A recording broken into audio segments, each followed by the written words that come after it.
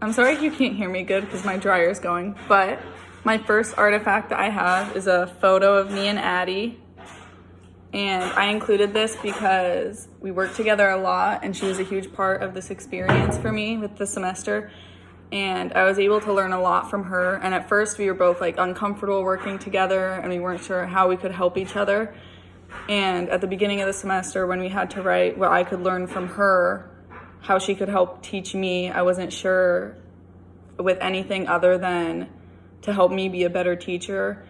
And after we got comfortable with each other, we learned like that we could learn a lot from each other, even through like little things, and it didn't necessarily have to be like huge. I know how to be such a better teacher now because we were able to just make discoveries together, and it was able to learn how I can be a better reader and a better writer myself and be a better teacher for those students with those subjects. And I also had a lot of fun working with her this semester, and she was really fun to work with and help, and she did end up teaching me a lot, which surprised me because I didn't think I would learn that much from her, and I learned a lot more than I had thought I would.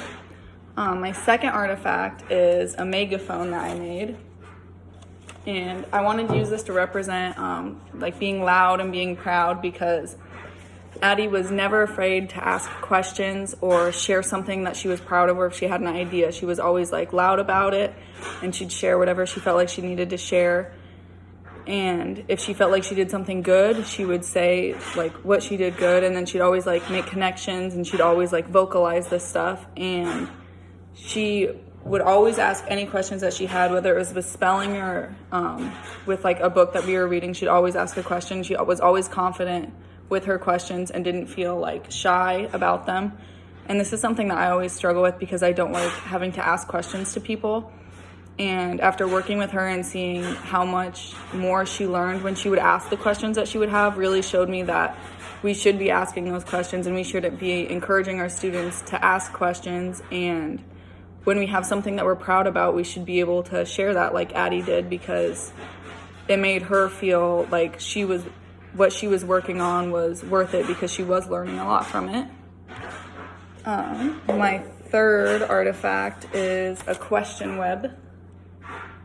And I made this because my favorite strategy that we worked with this semester was the question web. And we used it for the second lesson with asking and answering questions. And Addie and I read the book Last Stop on Market Street, and then we used the question web to come up with a question about the book and then find answers for it. And this strategy let us find different questions that we had in the book that I hadn't necessarily thought about before, like why Nana and CJ had the different mindsets that they did.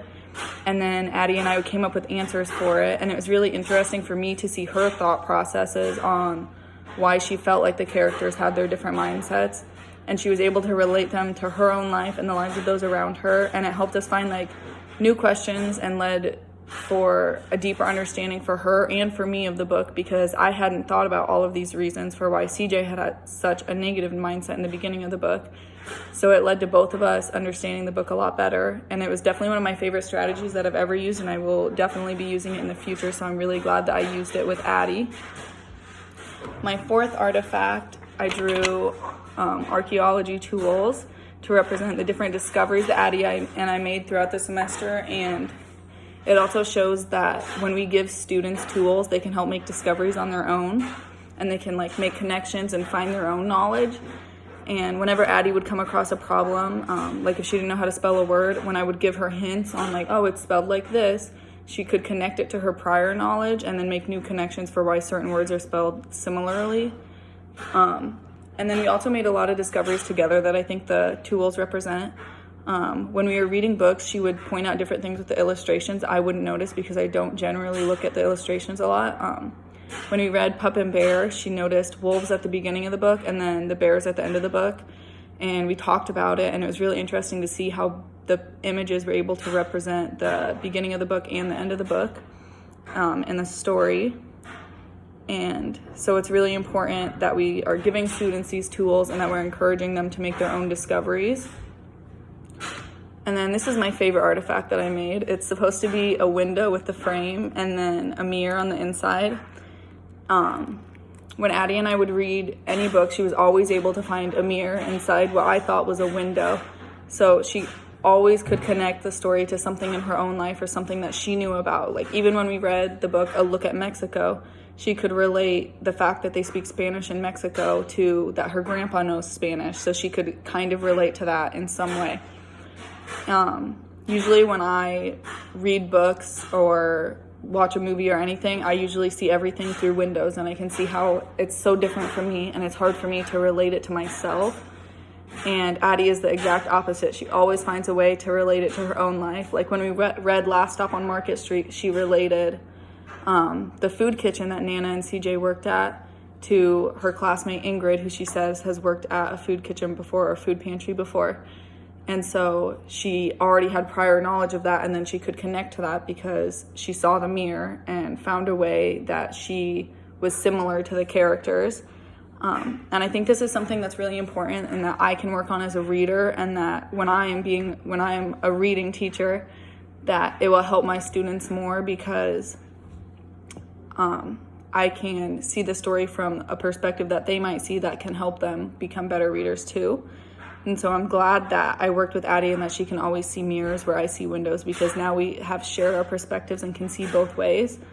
And then I made a 6th artifact, and it's a clock. And I used it to represent that Addie and I would always run out of time with every lesson that we did. And at the beginning, and when we were doing the lessons, it would frustrate me at first because I'd completely run out of time to do like a good conclusion that I wanted to do. But now when I look back and I think about it, it's good to see that we ran out of time because it meant that we were making more discoveries and led us to asking more questions and to be having more in-depth conversations about what we were working on.